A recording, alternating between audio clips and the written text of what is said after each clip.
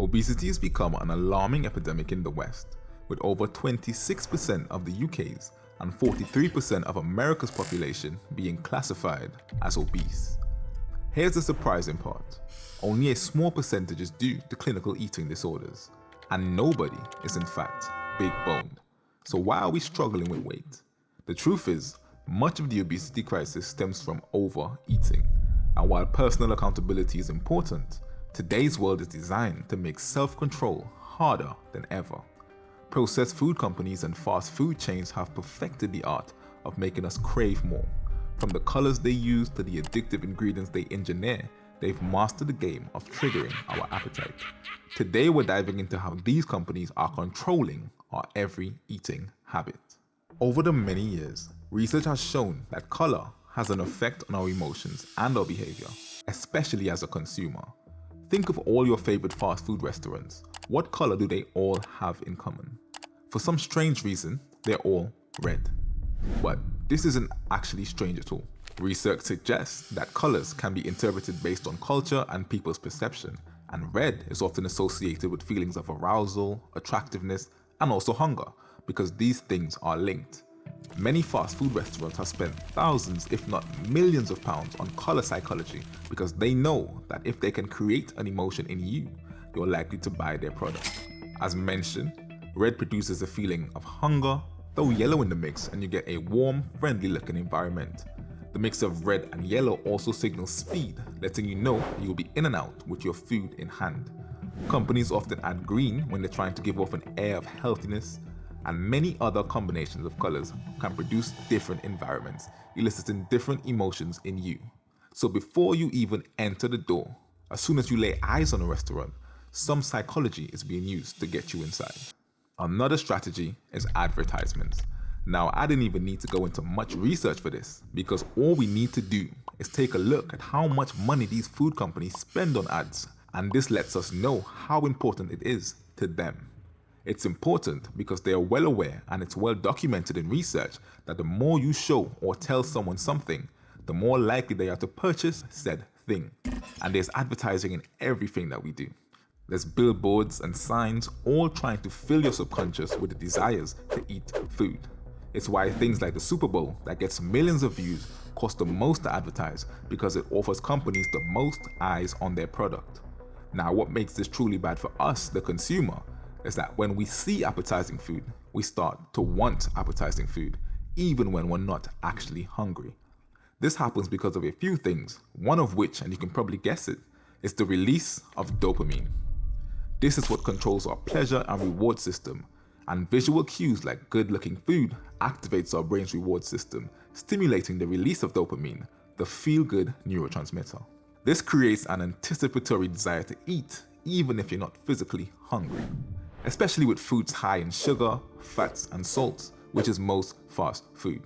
The dopamine-driven reward circuit is part of what leads to emotional or hedonic eating, where people eat for pleasure rather than eating out of physical need.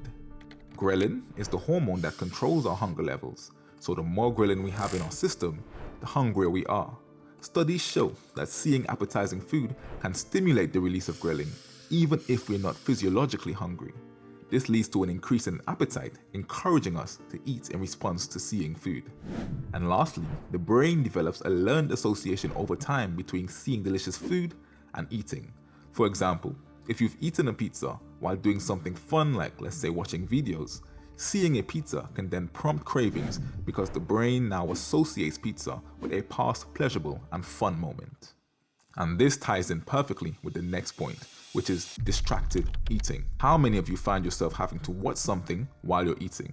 I know for me, before touching my food, I have to find the best show to watch. Or even more dangerous, the other way around. So as soon as I have something interesting to watch, I want to grab a snack or something to eat while watching. This has become a societal norm and is heavily promoted in places like cinemas, where we have snacks and food to go along with the movie. It's so ingrained that it's almost unthinkable to not have a snack while watching something. But many studies suggest that when we eat while doing something else, like watching movies, we tend to eat more than what we regularly would. This snack while you watch is something that's perpetuated with many food ads involving something like eating while watching television, or movie streaming entities having ads which involves eating food coupled with watching the movie. They fully know about the association and take advantage by using one to get you to do the other. What's funny is that all of these strategies are in play, and we haven't even talked about eating the actual food. Fast food is well known to be very addictive, but many assume it's because it tastes so good.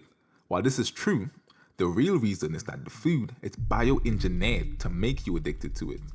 There's something called the bliss point, and it's what scientists call the optimal combination of salt, sugar, and fat to trigger the most pleasure in your brain, aka to release the most dopamine.